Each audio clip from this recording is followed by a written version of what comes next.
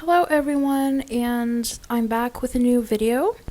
This time it's about my college experience at Mohammed V University of Rabat, which is the main university in the capital of Morocco, Rabat.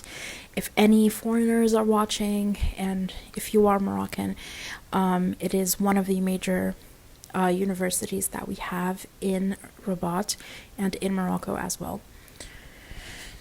So it's going to be about my experience in general and what we studied and everything that I think, personal opinions about the environment and the whole situation of going to college.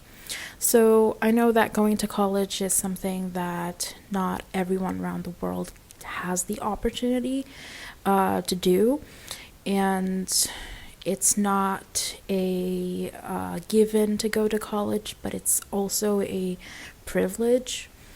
But I also want to mention that I also have the privilege of going to a tuition-free college. So it is something that I'm very grateful about, and I would like people to know that, not everyone around the world pays for college and university. So, I know that I have this privilege, and it's such a great privilege to have.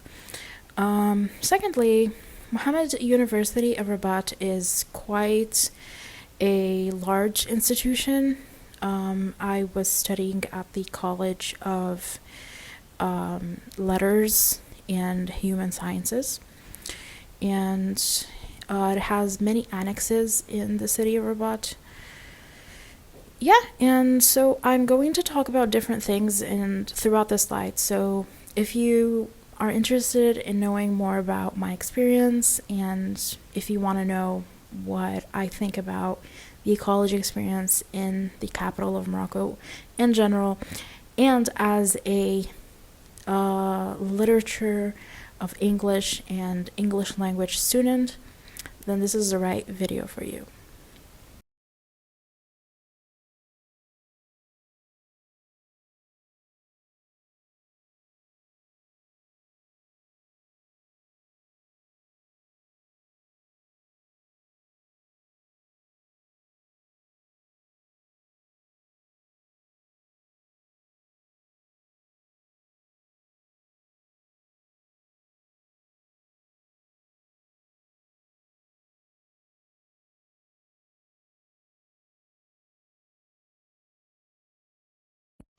So the first slide is about the humanities and enrolling in English studies. I think that the story begins in ninth grade when I was having to do making the decision whether to choose the sciences or the humanities. And I was not a great sciences student. I just was not good at math and physics and, science, and I was just not getting the best grades. And so I knew that my choice was the second best choice, which was the humanities. And that also did not mean that I was better in the humanities and that I was better at linguistics or literature or any of that. I was just not really a good student because I don't know, I think I had just been really sleepy in class, and I didn't really pay attention to everything. I think my consciousness was developing or something. I didn't get my awakening until I went into high school, which was different from middle school because suddenly I am a better student and I can understand things better, and I am able to really understand modules and get good grades. And so I started to kind of love this thing that is the humanities.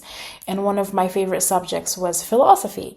And so in philosophy, I was really into learning about thinking in general, and I really wanted to know how to think and how to become a better thinker. And unconsciously, I've been practicing that at home. I would speak to myself a lot about these, philosophical topics. And so that was really my experience, in terms of delving into the humanities. But, the humanities is not literature and it's not English studies. It's just part of it. It's just a very small part of it. And so I knew from the get-go that I was going to do English studies because I spoke English, but I didn't know anything about it. And I didn't even know a lot about the literature, but I also really liked reading books, and I just kind of knew that it was for me, that I had no other interest besides doing something in English. And so right after graduation, I went to the University of Mohammed V, and I went to the Faculty of the Humanities, and I chose my major. So yeah, that's how I chose English studies. So the second part that I really would like to share is the horizons in humanities. And the thing is, we all know, people all around the world know that the horizons in humanities is just not as big as or as available as other, topics and domains that people get into, because there isn't quite a large job sector or career market for it. And it's not precisely understood, and it's very theoretical, and it's not really practical. It's not hands-on. It's not like medicine where you help people, and it's not like information sciences and technology where people are working with computers and AI. And so the humanities, although they do work with AI today, but people don't respect it enough. That's the deal. People don't really give it the amount of respect that it needs. And so they were actually putting up these flyers and these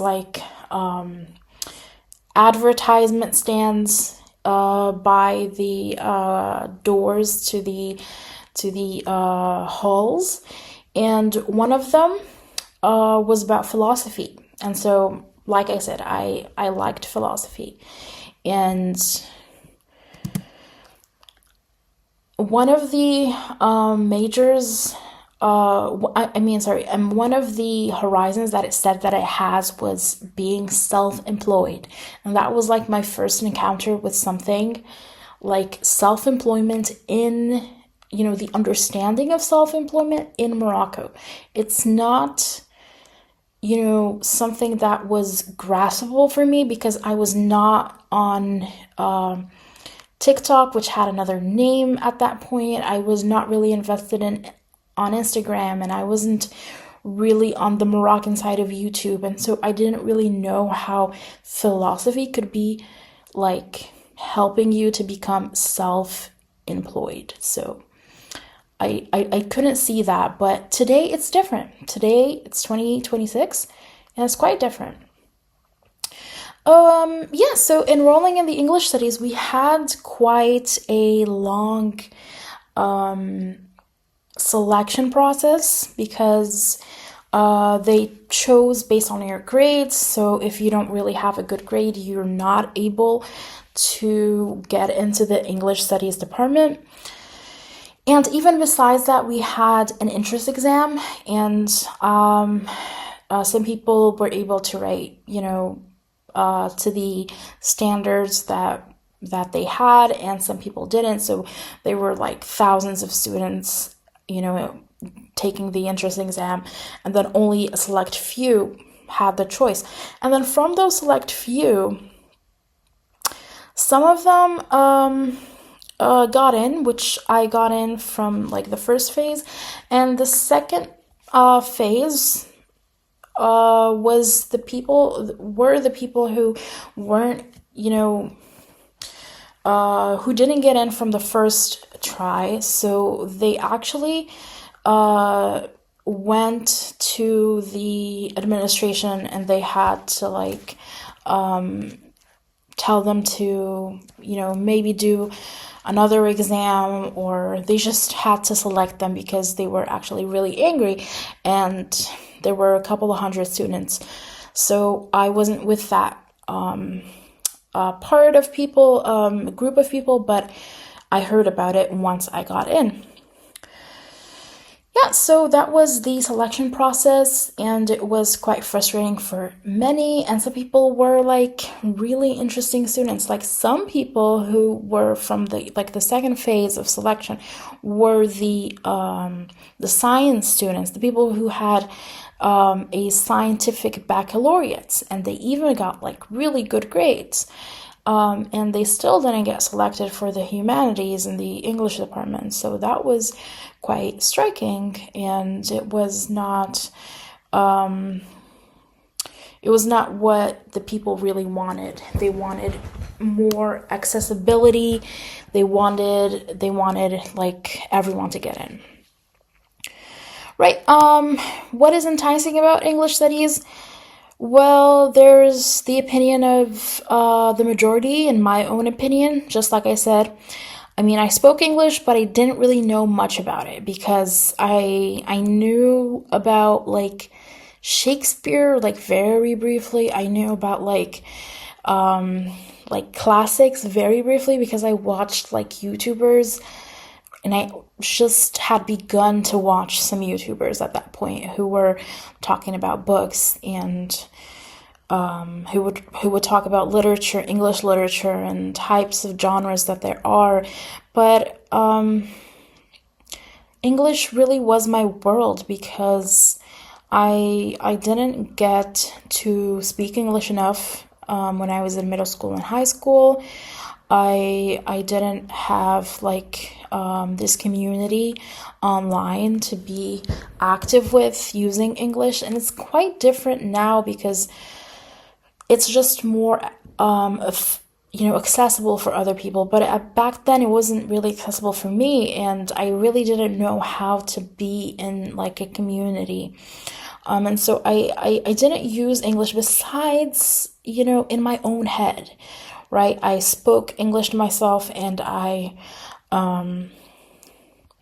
watched movies and I read books. That's all what I did. And I watched lots of anime, so reading lots of subtitles, and yeah. So basically, that's what enticed me to get into English studies. But for other people, the story was quite the same, actually. They also, English was their whole life. They were so immersed in the culture through the movies and the shows and the videos online that they felt like they somehow became,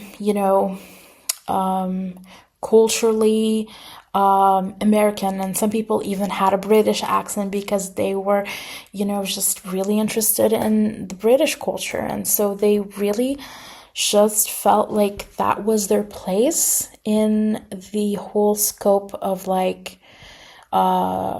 college.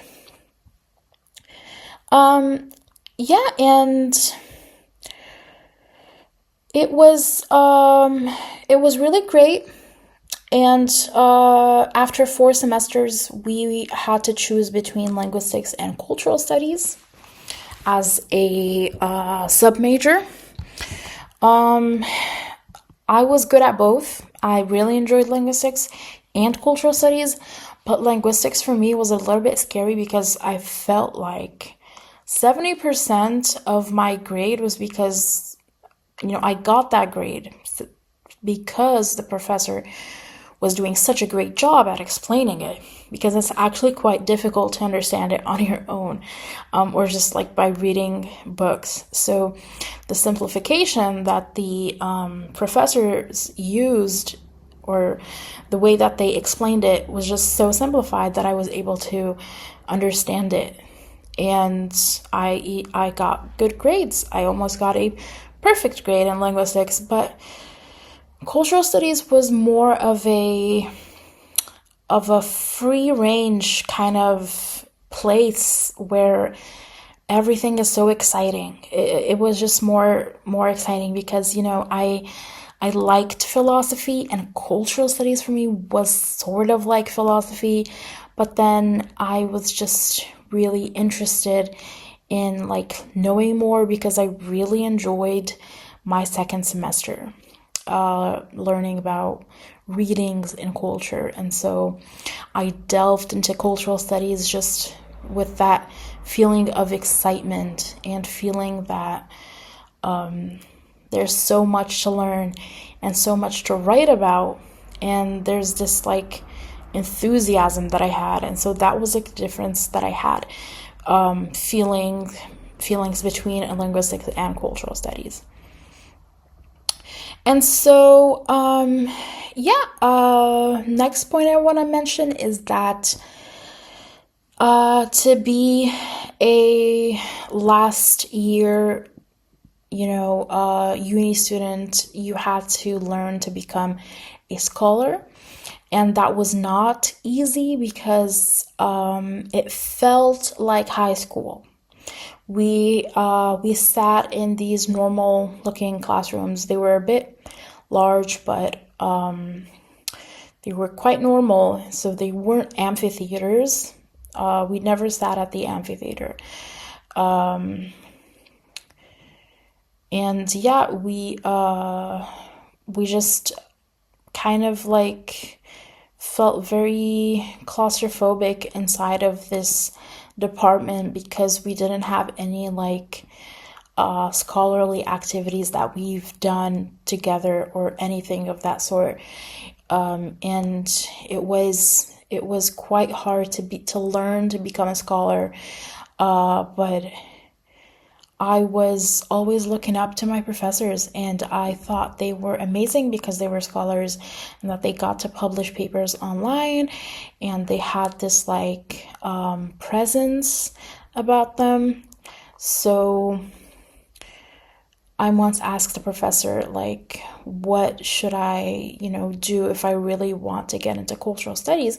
And he recommended I take a master's degree in cultural studies, and that I needed to become a better writer and a better researcher. And so practically it was not the easy route, but I kind of would say I fell in love with scholarship in general, and I wanted to be someone who was well read and well educated in my field, even though cultural studies was not like the respectable field in the humanities. So, yeah.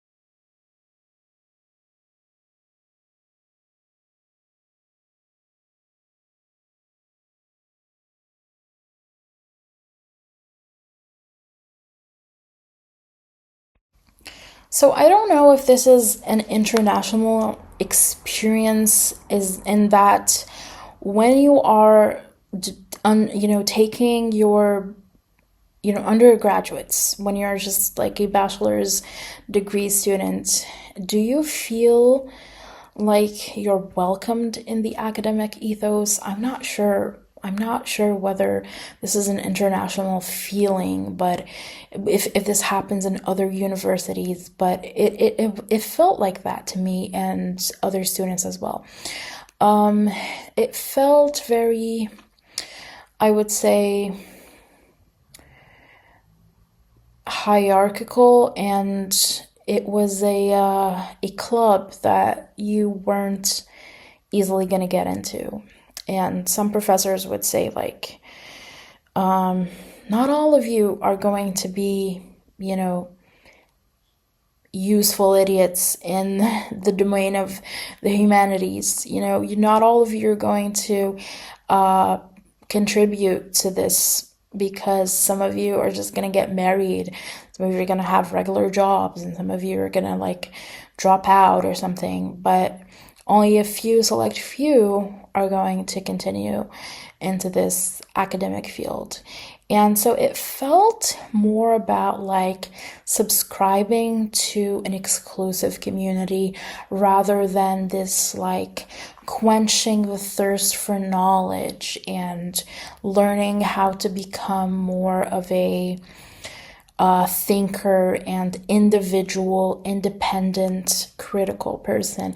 It was more of this like, exclusive club that you really didn't have the invitation to, and you didn't even have the space to showcase. And maybe that's because it was the bachelor's, undergraduates, because we're still, in the very beginning process of learning, and it's not a master's degree and it's not a PhD. But the ethos was very like challenging to get into, and so I didn't feel like an academic. I did not feel that I was invited to this space. And so, like I said before, it really felt like high school, just high school, just doing English stuff in class. Social interactions. Well, that's my second point I would like to talk about, and it's that you didn't really have the space to talk to others in class, because the discussion point in class was not really open. We didn't have like debates or discussions or anything. Like I said, it was more of like just listening to the teacher. There was a lot of TTT and low student talk time, and so it was just more about the professor doing whatever he's doing, and it wasn't about the student. But after class, you got to hang out with the other students, and I was able to find different cliques of people. There were the friendly, girls that were kind of like they just have this like friendly aura about them, and they didn't really do anything taboo or anything that was out of the cultural norms. They were just kind of like, your friendly neighborhood, girl, right? And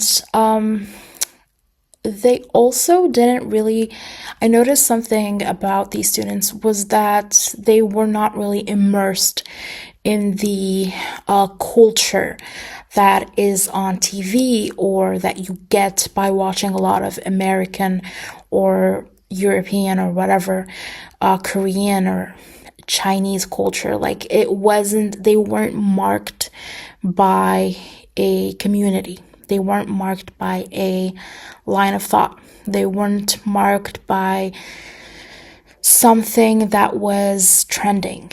They were just like, your normal, friendly, girls. And so if you'd ask them about like the music that they listened to, they really didn't have much of a selection. They wouldn't really have much of a, catalog of movies or shows that they watched. And so they didn't really fit in with the rest of the students that were quite really immersed, and they kind of like spoke like people on TV or Americans or whatever. So they kind of just I personally also did not fit in with this group, but I was friendly with everyone. I wanted to make a lot of, I wouldn't say friends, but like just knowing people on the surface. And so, yeah. But I met some people who just were quite eccentric, and I became friends with these people, and we hung out around the department. And yeah, I had a quite really enriching experience with these friends that were girls and boys, and that I got to hang out with outside of the apartments. So sometimes we'd go to the city center and hang out there. Or maybe just right by school. So it was, a quite enriching experience. But like I said, the social interaction between people is really divisive because you have cliques of people. Again, there are some other people who were kind of like diverse. So now we're heading into diversity. These people, we can say, how like the Korean guy on TikTok says, open-minded, that Korean guy. Yeah, that's exactly what I would like describe them as. They're kind of like open-minded, they're not traditional. They don't follow the traditional norms, and they don't listen to the traditional things, and they're not religious, and they're not traditional thinkers, and they're more, open-minded, and they're trendy and artistic, and they have a different fashion sense. And personally, I wasn't in that group because I was just toned down in terms of like my own identity. I was just not, focused on being the most fashionable person or best dressed person or the one with the best makeup or the best hairstyle. And I wasn't just like, grabbing people's attention by, my appearance or wearing like an emo style or whatever. So but there were these cliques, and you know what it reminded me of? It really reminded me of American high school. If you've ever watched like a 2006, 2010, basically that period of time where, emos were really something. You'd find, the girly girls and the emos and the surfer boys and the music loving people, the guitarists and all of that. And that's exactly what I found in college as a 17, 18-year-old, in the first year, and a 19 and a 20-year-old in the second and third year. So, about inclusivity, I guess people were quite inclusive within each other, because English is quite, like a rich language when it comes to talking about inclusivity, right? So there were some people with disabilities, and there were some people with like different identities that felt welcomed in this community.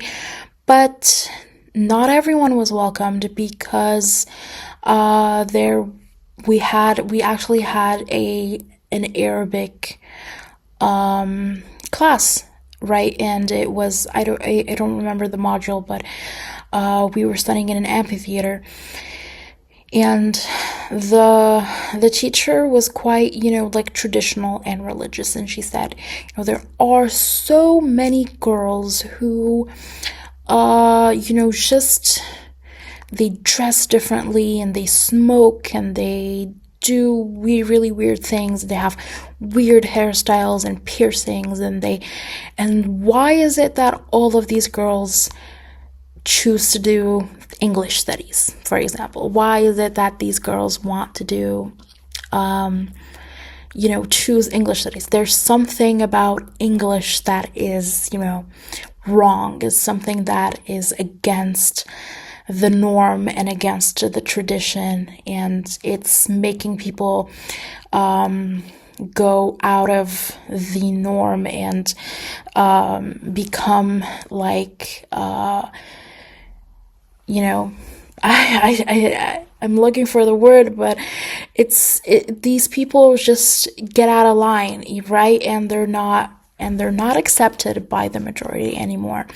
And so this idea was common with the older generations and the people who taught us at these schools.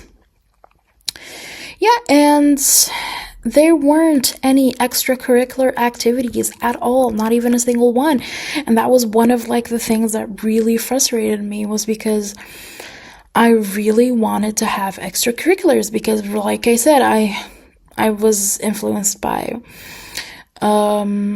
like schools from other countries, and I know that there were things like the book clubs and the journalism clubs and the philosophy clubs and all of these really interesting clubs, and I really wanted to have that in college, but I couldn't get it because there weren't any incentives, there weren't any like pamphlets being given, and the students weren't even discussing these ideas in the groups, and so I just felt kind of like isolated again in my own little bubble, just thinking like, what if we had extracurricular activities? That would have been perfect. Yeah, and so that made college, again, like I said, it just felt very boring, like high school. And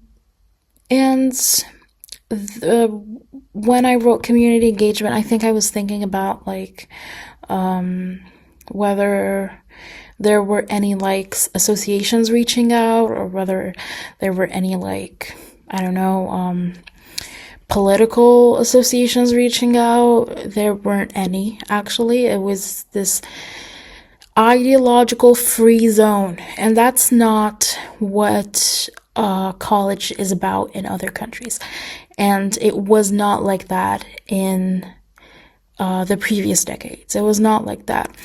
So it was like a very ideological free zone, and it didn't feel like it was giving the independence of thought that we should have received as adults going into academia. It didn't feel like there was, the diversity of ideologies, the space for ideologies to collide and clash together. There wasn't any of that. So there wasn't any type of community engagement by any sort of association, and the only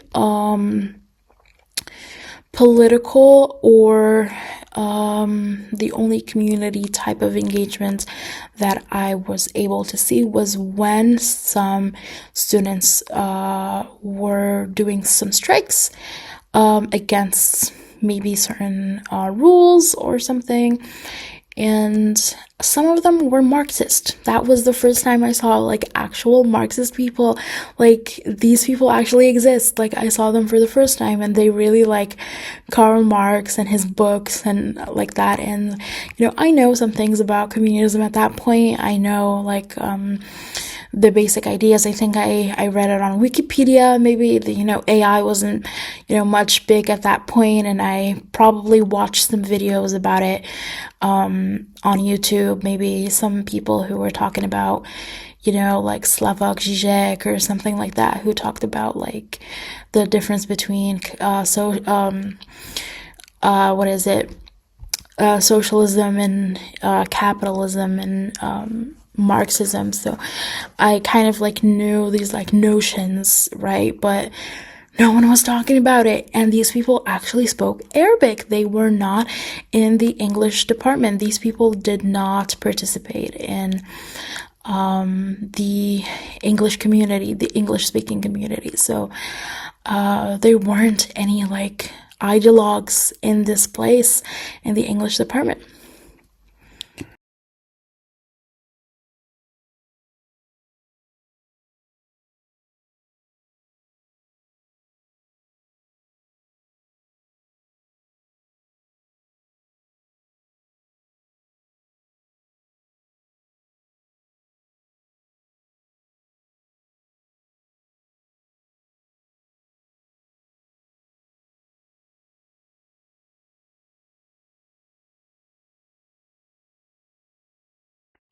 right, so let's get into the program about what we've done throughout this English studies, field.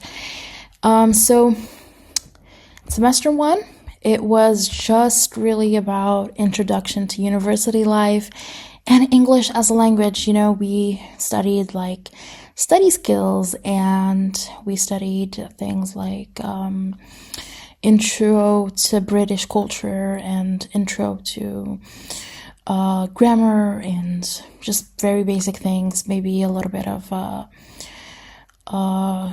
what is culture, what is something like that, what is literature, just very like basic introductions to everything university, scholarly, academic. And it was great because I was very studious at that point.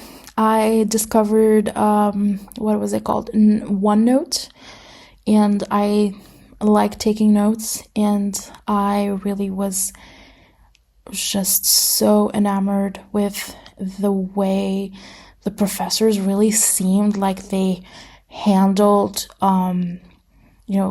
like hour-long sessions where they would talk for like 3 hours, or some professors really had this like really big vocabulary, and they really gave us a lot of new words. It was my first time learning the word mediocrity and meritocracy, and these kind of like interesting words that I really liked, and I learned more every single semester, so it was great. I think the English studies field and the program is amazing. There's so much to learn, especially if you take notes and you're paying attention and you're just like really intrigued by everything. It is very fun.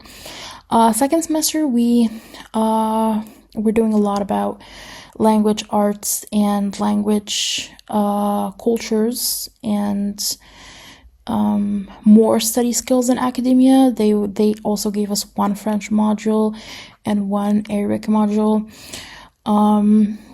And yeah, we had this like module called Readings and Culture, which was great because we learned about evolution theory, and we learned about like how people, first began to write and read, and the beginning of civilizations, and, the biggest civilizations that have existed. And it was just so great because it felt like a history crash course. It was like an early civilizations crash course.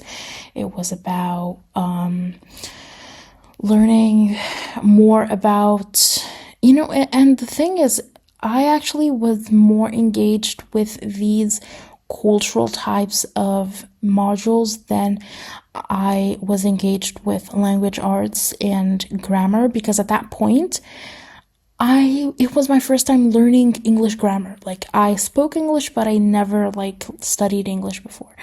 Like, I didn't know anything about like the usages of tenses or anything, but today I'm an English teacher, so I know more about that now, and that's great. But yeah, it wasn't my my forte skill, but culture was very great, and we had some really amazing professors. Yeah, and semester 3 and 4 were just about building new perspectives. So we learned about like the development of the humanities in the modern world, and the major generations of literature, like the types of classics that there were. So we had read some classics, and we also delved into a lot of ideologies, and we talked about different things from like economy, and I think there was this very thick a piece of writing called culture industry. I think it was in semester 3 or 4. I'm not pretty sure, but I think culture industry was one of the hardest like papers that I've read at that point, and it was quite hard because the ideas, you had to like grasp the ideas as you were reading it, and you weren't like actually like looking it up on YouTube or someone explaining it to you. That you had to do your own reading, because that was the task. The professor gave you this piece of writing and told you to go fight with this and understand it on your own. And it was a great academic exercise for your brain and for even your English language. So it was great. We learned a lot of ideologies and ideas and notions and perspectives and ways of thinking and ways of life, and it was great. Semester 5 and 6 was the specialization semester, where you specialized in cultural studies and or linguistics, but I did cultural studies. And it was about communication, criticism, and representation for the most part. We learned about critique and criticism.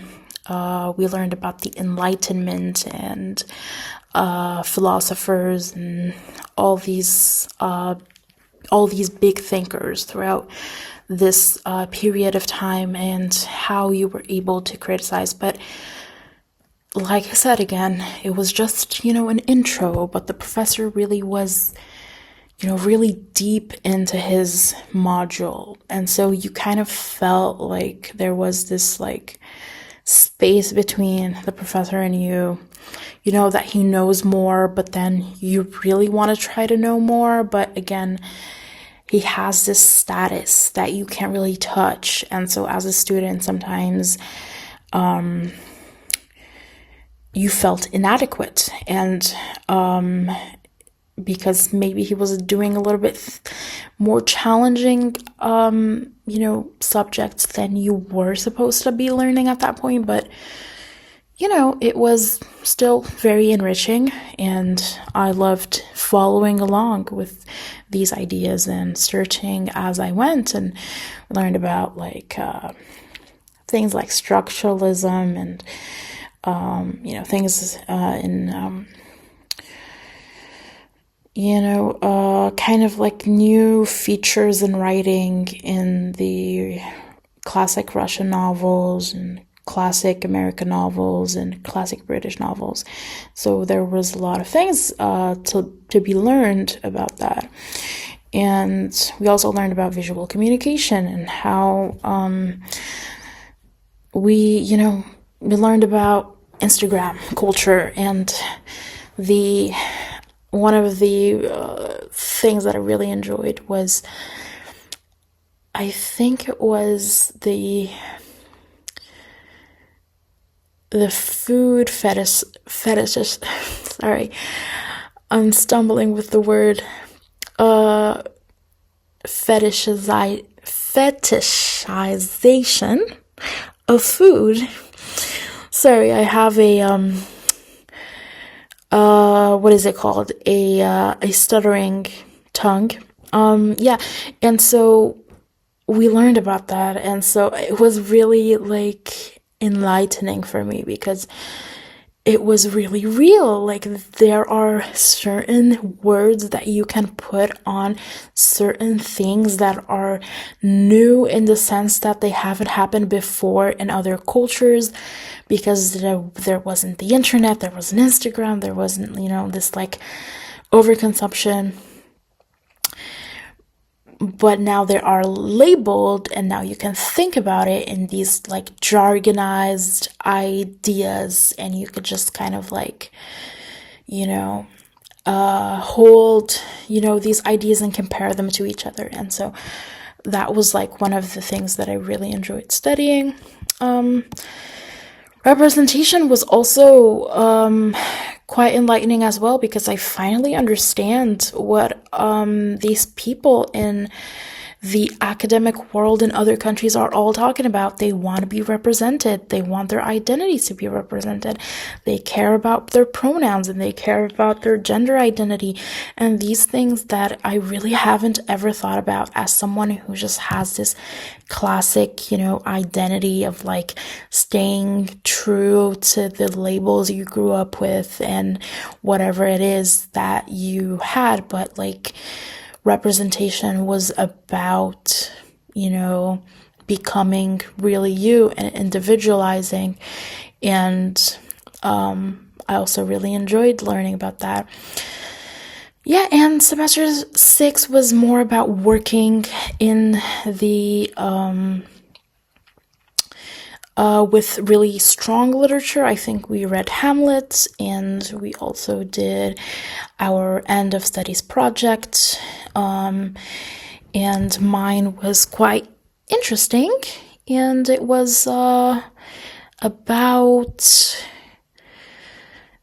postmodernism, or the way postmodernism was represented in the movie called Razia, which was a 2017 movie. And I think my professor liked that. And so I had an amazing time studying this program. It was amazing.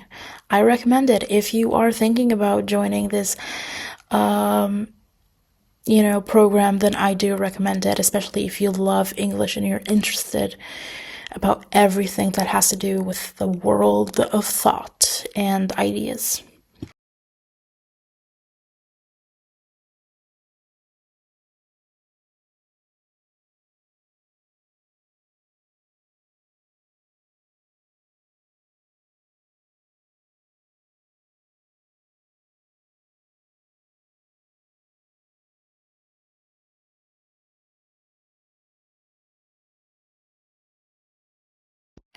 So you guys can see by now why what I think about academia and why I fell in love with college and why I fell out of love with college and why I discovered becoming an individual. As I said, everything that I studied really helped me kind of immerse myself with strong texts and ideas and people who came with radical thoughts. And the content was just so enriching. But was academia really there for the process of learning? Was it just about producing knowledge and learning? Was it about that, or was it something more? Was it about, being exclusive? Was it about hierarchy? Was it about status? Was it about, feeling like, oh, you have a PhD and you feel well educated, so now you can feel like you're better than other people and that you understand the world differently? But it was not sound, and it was not scientific, and it was not accurate. And so the humanities stays the humanities. The humanities, it's just, in the end of the day, a theoretical thought process, and it's not about tangible physical objects that you can measure, and it's not measurable, and it's not SMART, the acronym SMART, and it's not something that is,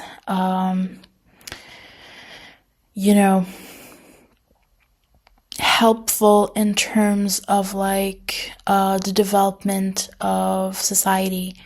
But is that really the case? That's a question. That's an open question.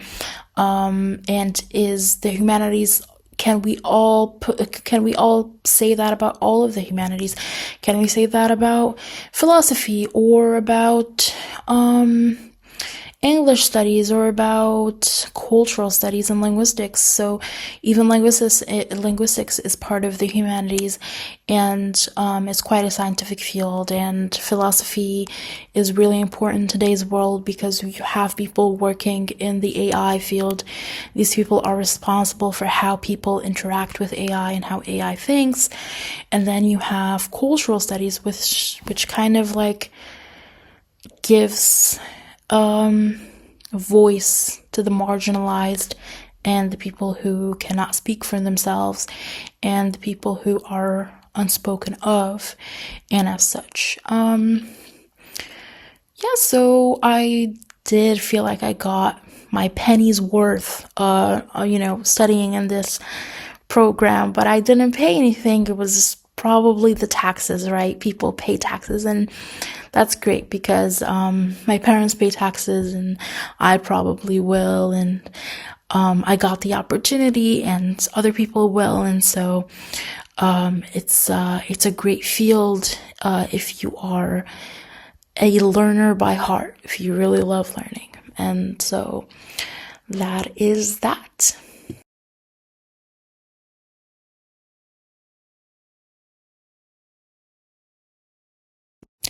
Thank you so much for listening. I'm not sure if you're watching.